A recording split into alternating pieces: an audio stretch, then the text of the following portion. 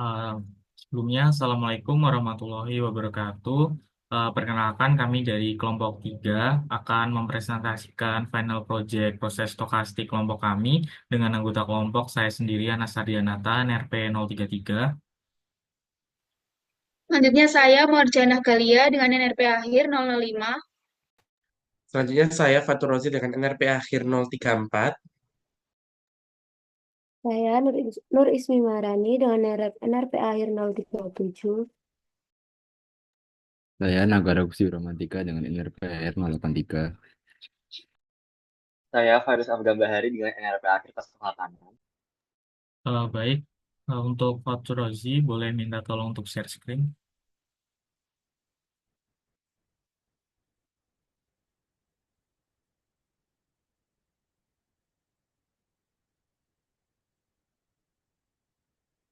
Baik, jadi di sini kami akan mempresentasikan mengenai final project, yaitu problemnya adalah ATM Machine Queue Problem dengan anggota kelompok seperti yang sudah disebutkan tadi.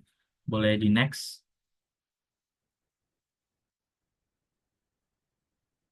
Oke, jadi untuk gambaran permasalahannya itu adalah pelanggan tiba di mesin ATM 24 jam berdasarkan proses poisson dengan laju lambda. Ruang di depan ATM dapat menampung maksimal 10 pelanggan. Oleh karena itu, jika sudah ada 10 pelanggan yang menunggu dan pelanggan baru tiba, maka pelanggan tersebut akan pergi dan tidak dilayani.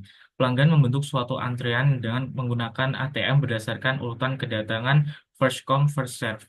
Waktu layanan di ATM untuk setiap pelanggan bersifat independen dan terdistribusi identik sebagai variabel acak eksponensial dengan laju mu. Misalkan XT adalah jumlah pelanggan di ATM pada waktu ke T. Boleh di next. Oke, jadi untuk pertanyaan nomor 1 itu tentukan keadaan ATM Markov dan tingkat transisi dengan menggambar diagramnya. Jadi untuk jumlah pelanggan dalam antrean itu dapat bervariasi antara 0 hingga 10, maka XT itu elemen 0, 1, 2 hingga 10. Di mana untuk step 0 itu tidak ada pelanggan dalam antrean atau idle. Untuk step 1 itu terdapat satu pelanggan dalam antrean, dan seterusnya hingga step 10 itu terdapat 10 pelanggan di dalam antrean atau kapasitas maksimum. Boleh di next. Untuk perubahan antar kedatangan atau transisinya itu mengikuti aturan sebagai berikut. Pelanggan tiba dengan laju lambda menyebabkan perubahan dari keadaan I ke I plus 1. Sedangkan jika pelanggan selesai dilayani, itu dengan laju mu menyebabkan perubahan dari keadaan I ke I min 1. Jika I sama dengan 10, pelanggan baru tidak akan diterima karena antrian telah mencapai kapasitas maksimum. Diagram rate-nya seperti ini. Jadi untuk dari keadaan 0 ke 1, 1 ke 2 itu perubahannya sebesar lambda, dan sebaliknya itu dari 10 ke 9, 9 ke 8, dan hingga 1 ke 0 itu perubahannya sebesar mu. Dengan mengikuti sistem FIFO atau first in, first out. Mungkin selanjutnya akan dilanjutkan oleh Mawar. Baik, selanjutnya untuk pertanyaan yang kedua, yakni buat matriks rate dan matriks generator untuk CTMC. Sebelumnya saya akan menjelaskan terlebih dahulu apa itu matriks rate. Matriks rate adalah representasi matematis dari transisi antar kedatangan dalam sebuah continuous time Markov chain atau CTMC. Matriks ini memberikan informasi mengenai laju perubahan probabilitas sistem dari satu keadaan ke keadaan lain dalam waktu yang kontinu. Setiap elemen dalam matriks tersebut merepresentasikan kecepatan transisi langsung antara dua keadaan yang spesifik. Untuk matriks rate sendiri dapat dilihat pada tampilan sebagai berikut. Selanjutnya, boleh di next. Selanjutnya untuk matriks generator adalah dalam CTMC sering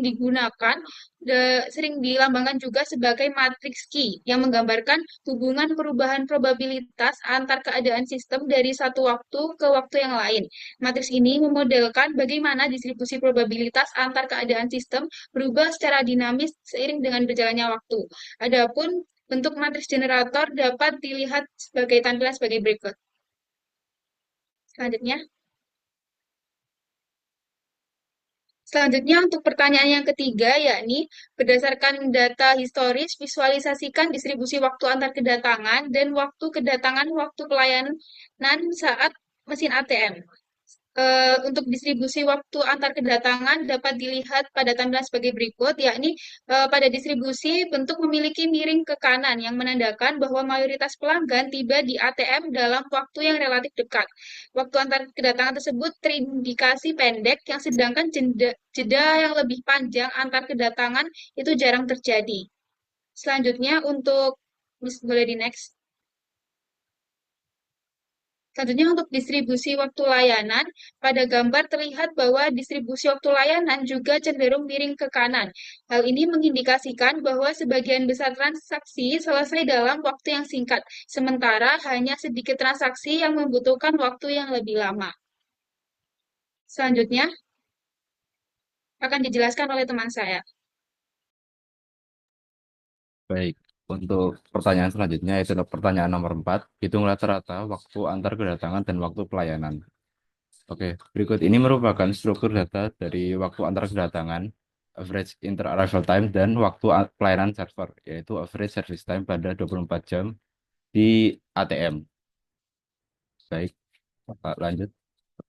Oke, kemudian dilakukan penghitungan rata-rata waktu antar kedatangan dan rata-rata lama pelayanan menggunakan bantuan software, sehingga didapatkan hasil seperti pada tabel berikut ini, di mana rata-rata waktu antar kedatangan adalah 309,049 dan rata-rata lama pelayanan adalah 238,454. Rata-rata lama pelayanan lebih pendek daripada rata-rata waktu antar kedatangan, menunjukkan bahwa pelanggan datang pada tingkat yang memungkinkan pelayanan dilakukan dengan cukup, tanpa menimbulkan antrean yang berlebihan.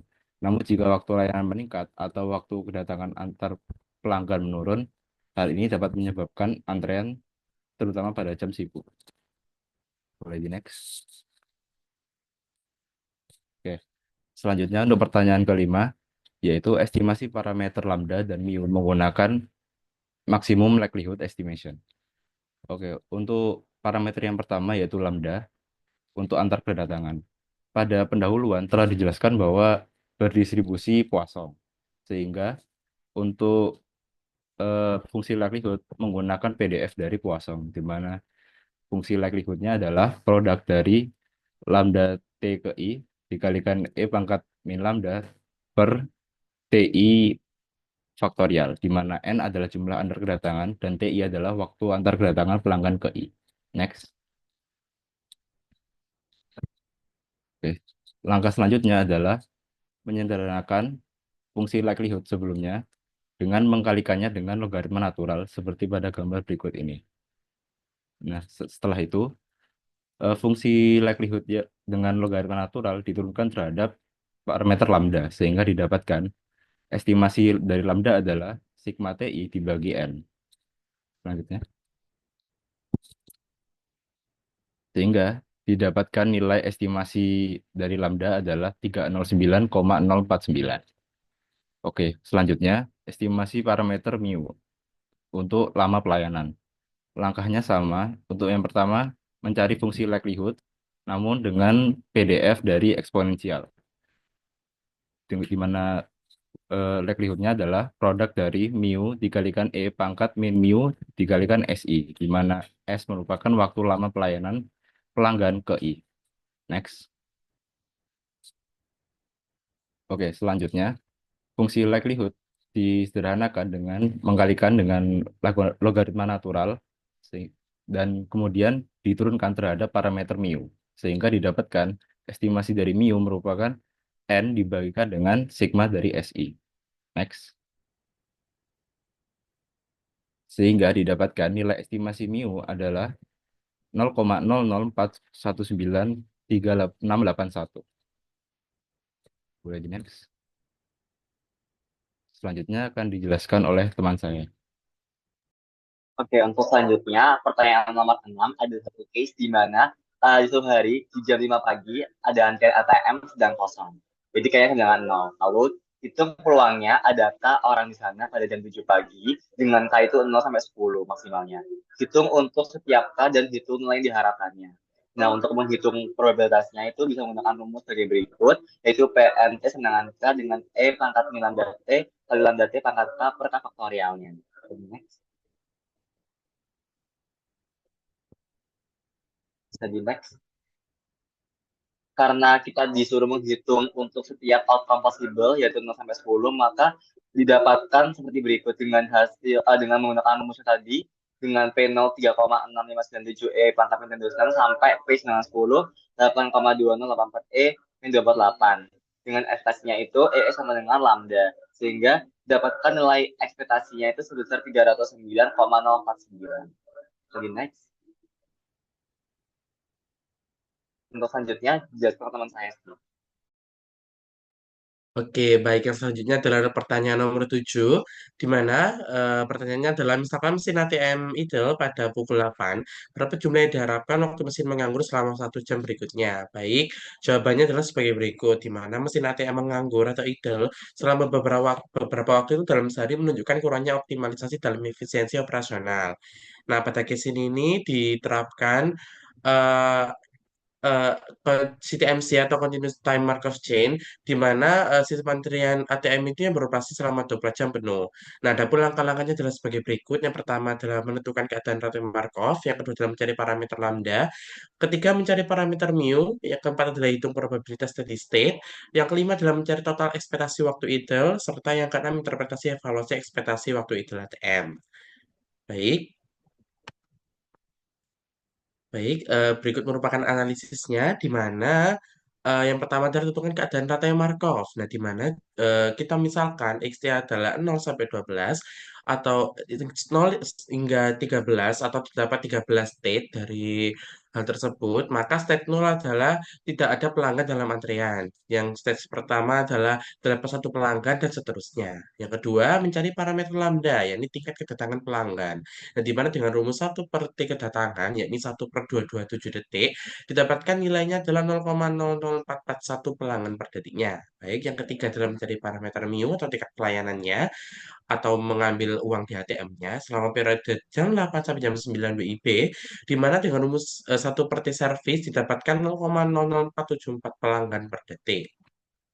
Baik, nomor 4, analisis yang keempat maksudnya, yakni menghitung probabilitas steady state saat ATM kosong atau P0. Nah, dengan rumus sebagai berikut yang ada di layar, 1 plus sigma I 1 sampai 12 dengan PDF dari Poisson yang tadi, didapatkan P0 adalah sebesar 0,385, yaitu probabilitas ATM kosong. Yang kelima, analisis yang kelima, yaitu mencari total ekspektasi waktu idle dalam waktu 1 jam.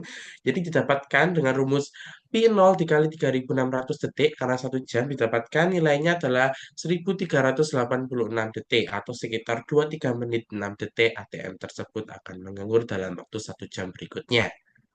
Baik. Nah, interpretasinya gimana? Yakni interpretasi evaluasi ekspektasi waktu idle ATM dalam 1 jam dengan pendekatan TMC adalah dalam 1 jam rasional ATM diperkirakan akan idle selama 23 menit 6 detik jika kondisi awalnya kosong pada pukul 8 pagi. Nah, ini berarti mesin ATM tidak digunakan hampir setengah dari waktu operasional pada jam tersebut. Evaluasinya adalah yang pertama, tingginya waktu ideal ini mencerminkan peluang peningkatan efisiensi. Ini adapun langkah-langkah yang dapat dilakukan adalah yang pertama mencakup mendorong penggunaan transaksi digital sebagai alternatif layanan ATM. Yang kedua adalah meninjau kembali lokasi penempatan ATM. Yang ketiga adalah mengintegrasikan teknologi pendukung seperti analitik waktu nyata dan lain sebagainya. Oke, yang selanjutnya adalah nomor 8, yakni menghitung distribusi limit keadaan antrian ATM. Yakni misal XT adalah jumlah pelanggan antrian ATM dalam waktu ke T, yakni dalam di sini state space-nya adalah 0 sampai 10, dengan lambda atau kedatangannya tiap detik didefinisikan sebagai berikut pada layar. Nah, lambda dapat dihitung dengan total pelanggan dibagi dengan range waktu kedatangan, didapatkan lambdanya adalah 0,01158. Lalu mu-nya adalah 0,00419 atau tingkat pelanggan keluar setelah penarikan uang. Lalu didapatkan nilai rho, yaitu sebesar 2,763 detik. Lalu untuk distribusi limitnya akan dihitung berdasarkan rumus berikut yang didapatkan dari bukunya Kulkarni, yakni dengan PI sama dengan P0 dikali lambda I dibagi I faktorial mu I. Mu pangkat I. Oke, dengan P0 adalah sebagai berikut yang ada di layar. Nah, lalu dilakukan distribusi limit dengan software Python didapatkan nilainya sebagai berikut, di mana dalam hal ini dapat dianalisis bahwa pada state yang kedua, yakni state yang kedua mendapatkan nilai yang tertinggi yakni 0,24, yakni yang menunjukkan bahwa ATM pada state kedua ini menunjukkan waktu tersibuk ATM tersebut. Yang kedua adalah pada state ketiga, yang ketiga adalah pada state ke-1 dan seterusnya. Oke, nomor 9 silahkan. Guys, selanjutnya pertanyaan yang terakhir, yaitu nomor 9. Untuk pertanyaannya, misalkan investasi awal pada ATM lima, adalah dalam ATM $15.000 dan biaya pemeliharaan tahunan $1.500. Total biaya operasional tahunan meliputi biaya listrik per tahun dengan simbol CE $1.200. Kemudian biaya pemrosesan transaksi CT $0,25 per transaksi. Hitung keuntungan tahunan dan ROI jika kita membebankan biaya transaksi kepada pelanggan dengan 3 skenario berbeda. Yang pertama untuk CR $0,5, $1, dan $2. Next.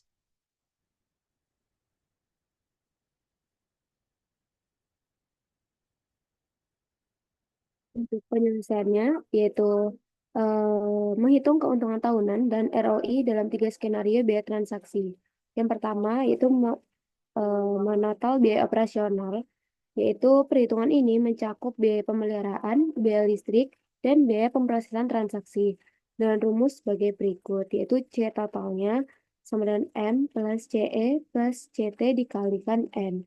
Kemudian menghitung keuntungan tahunan atau profit.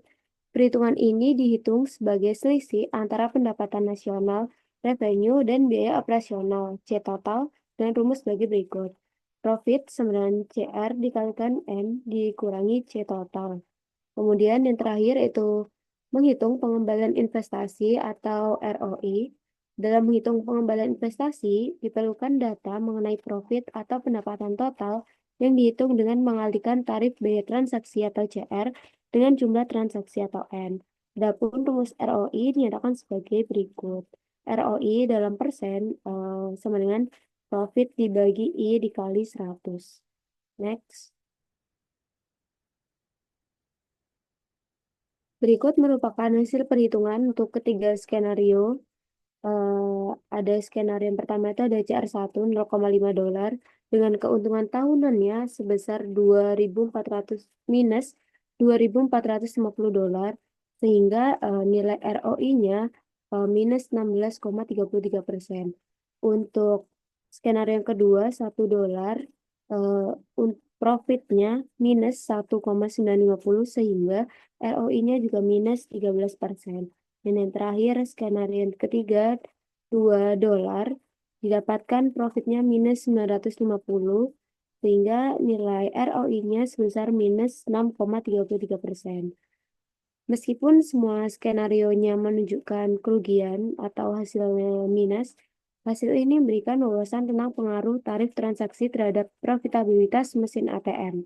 Berdasarkan perhitungan, investasi ini belum mencapai titik impas atau break-even point dengan jumlah transaksi saat ini N sama dengan 1000. Oleh karena itu, diperlukan strategi tambahan untuk meningkatkan jumlah transaksi, menekan biaya operasional, atau menyesuaikan tarif transaksi demi meningkatkan profitabilitas di masa depan. Next. Sekian dari pemaparan dari kelompok kami. Kurang lebihnya mohon maaf. Assalamualaikum warahmatullahi wabarakatuh.